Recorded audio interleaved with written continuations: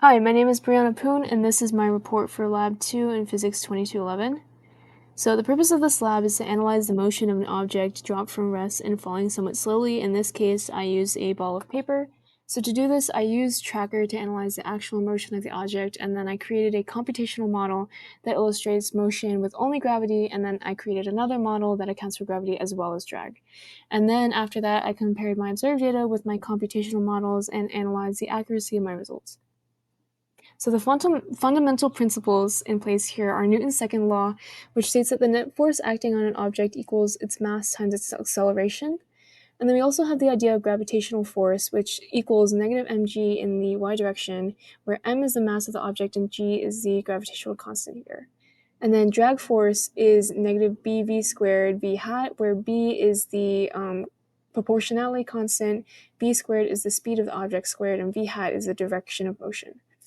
And then I'm also using velocity and position update to create the graph for my actual computational models. So the procedure here is that I use Tracker to analyze the motion of the falling object, where my system is the ball of paper and the surroundings is everything else. And then I use those initial conditions to create my two computational models.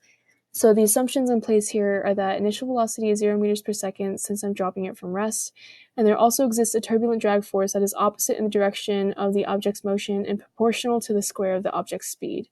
And I'm also only analyzing motion in one direction. So here's a video of my tracker analysis. And so the initial conditions that I got from there is that the position is 1.483 meters in the positive y direction, velocity is 0 meters per second, and I also got the start and end times, as well as the frames per second, and this is the delta t that I was using in my code. So I inputted all of those initial conditions into my code here as shown with the mass, position, and velocity, and delta t. And then here with the calculation loop, I calculated F net using negative mg in the y direction, and then updated the velocity using the velocity update formula, and then also position with the position update formula. And with the drag computational model code, pretty much everything was kept the same, except I now calculated the proportionality constant, which I got through trial and error. And then F net is now also equal to the force of gravity plus the force of drag. And here's a graphical comparison of everything that I had. The blue line is my observed data. Orange line is the data from my model that only accounts for gravity. And then the gray line is the model that accounts for gravity as well as drag. So the observed data and gravity-only models start off on a similar path, but the model position begins decreasing more rapidly than the observed data as time progresses. And this shows evidence that there is another force present acting on the object besides gravity.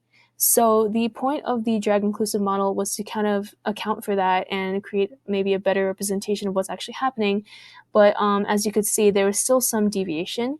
And so some sources of error here could be that my drag force calculation may not be 100% accurate because the ball of paper is an uneven surface that could create additional sources of drag that aren't accounted for in the turbulent drag calculation.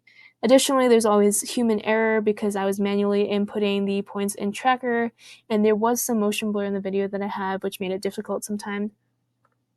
So some questions for considerations here.